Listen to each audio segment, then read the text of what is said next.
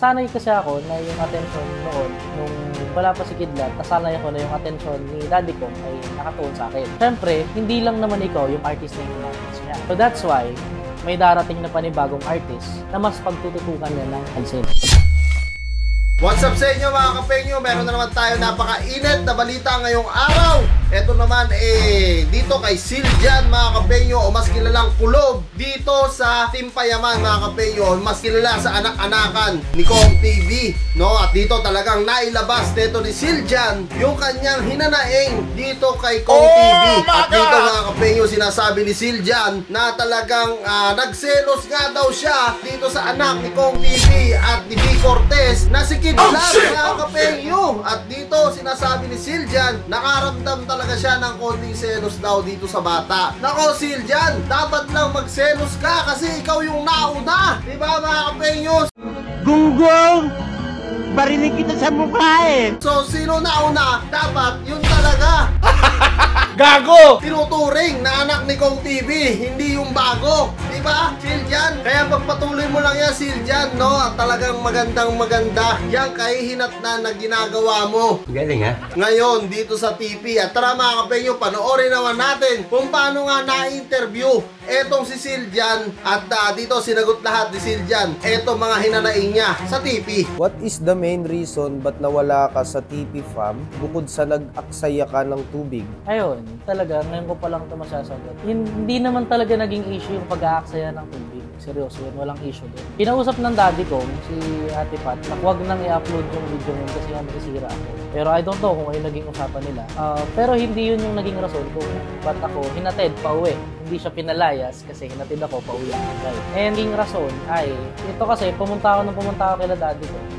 Nung paghatid sa akin sa Albay kasi may gig ako sa Randrel. Tapos dumaan ako sa Payamansion 2. Tinanong ko si daddy kasi nga grabe na yung guys, allow me to call Kong daddy kasi yun yung nakasanayan ng tawag sa kanya. Ayun, tinanong ko sa kanya, sabi ko, Dad, ano yung magagawa ko dito? Kasi grabe na yung bashing, pati pamilya ko, nadadamay na. Ang sabi niya sa akin, huwag mo lang silang intindihin. Dire-diretso ko lang. Kaya sa mga nagtatanong nun kung ba't wala akong sagot, sabi ng daddy ko, huwag mo na kayo sagutin para humupa lang yung issue. Ang naging rason kung ba't ako hinatid pa uwi, syempre, una, yung pag-aaral ko. At secondly, during the concert ng Jaiga, biniro ko, yung hindi ko na sila papangalanan, pero may biniro akong isang social media influencer. Pero isa sa mga TP member, offense sa ginawa ko. Kasi nung nasa concert kami ng Jaiga, nakakabiroan ko na sila. So, para sa akin, okay lang, nabiruin ko sila. Kasi yung biro ko nun, humanap ka, hindi ko naman sinabi na pangit na pinasok. Kasi ka-rhyme lang naman siya ng kanta doon. Ngayon, nagka-open up kami ng ilan sa mga influencers kung ano yung mga nararamdaman ko sa TP, ano yung mga nangyayari sa TP, sa loob ng Payamansion 2. Kasi hindi lahat alam ng mga tao. Kasi ayaw ko rin kasi syempre galing ako doon. Ayaw ko naman na may masasabi ako na parang syempre magiging against kasi halos naman karamihan na nakasubscribe sa akin is mga fans ng TP, syempre fans nila dati. Yun, nagka-open up kami doon, ano yung nangyayari sa akin sa TP. So yun, sabi ko, nasanay kasi ako na yung attention noon, nung wala pa si Kidlat, nasanay ako na yung attention ni daddy ko ay nakatuon sa akin. Syempre, kahit sino naman na, kunyari, may nag-manage sa'yo, ayun, nakatutok siya sa'yo. Simula pagpasok mo. After nun, syempre, hindi lang naman ikaw yung artist na yung artist niya. So that's why, may darating na panibagong artist na mas pagtututukan niya ng artist. Yun yung naramdaman ko kay Kidlat. Sabihin nyo nang mababaw ako, pero siloso po talaga akong tao. Pasensya na kayo. Alam kong wala akong karapatan magselos doon dahil alak ni daddy ko si Kidlat. Yun yung sinabi ko sa mga nakasama kong influencers. And hindi ko intensyon na mali yung isipin nila sa video. Pero wala namang maling impact yung nakwento ko. At syempre, bago ko ihatid sa Albay, ang sabi sa akin ni daddy ko, Sealed, tuparin mo itong exam. Game plan ko para sa Sealed, tapusin mo yung pag-aaral. Bumalik ka sa amin. Nung hinatid na ako dito sa Albay, sinabi rin ni Tito Juni kung ano yung sinabi ni daddy ko muna sa Manila pa. So yung reason ay yung nakapagkwento ko ng kung ano yung nararanasan sa TV, kung ano yung parang yung trip. Kasi nasanay talaga ako na, kasi nung nasa TV, nabibiro ko talaga yung kahit sino yung mga tao doon.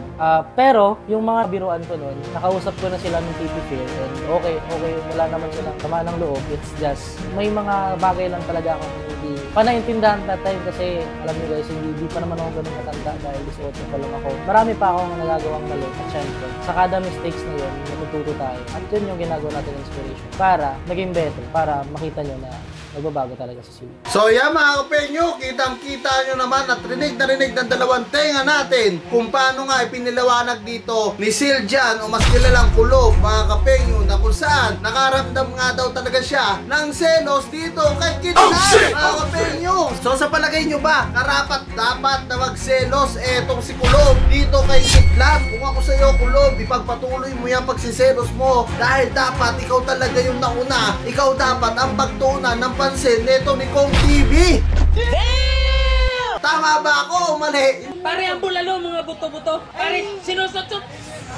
Joke lang mga kapenyo. Pero alam mo Kulob, masasabi ko lang sa'yo, medyo mali ka doon, no? Unang-una sa lahat, kung sino man yang anay sa paligid mo o kung sino man yang tarantadong nag-uudyok sa'yo, wag mong pakikinggan yan. Dahil unang-una sa lahat, si Kong TV at sila B. Cortez ang nagbigay sa'yo ng highlights dito sa social media para makilala ka. At pangalawa, dapat marunong ka tumanaw ng utang na loob dahil sila ang nagbigay kulay at magandang karera sa buhay mo kung nasaan ka man ngayon. Tandaan mo yan Kulob. Kaya kung sino man yung tarantadong yan na nasa likod mo, wag na wag mong pakikinggan yan Brad, dahil masisira dyan ang buhay mo. At pangalawa, makakasira ka ng tao at pati ang relationship nyo ni Kong TV at B. Cortez masisira rin at baka mamaya mas lalo kang mawalan ng karera dito sa social media. Kaya kung ako sa'yo Kulob, ayusin mo na lang yung buhay mo at pangalawa, maganda naman yung karera mo dito sa social media.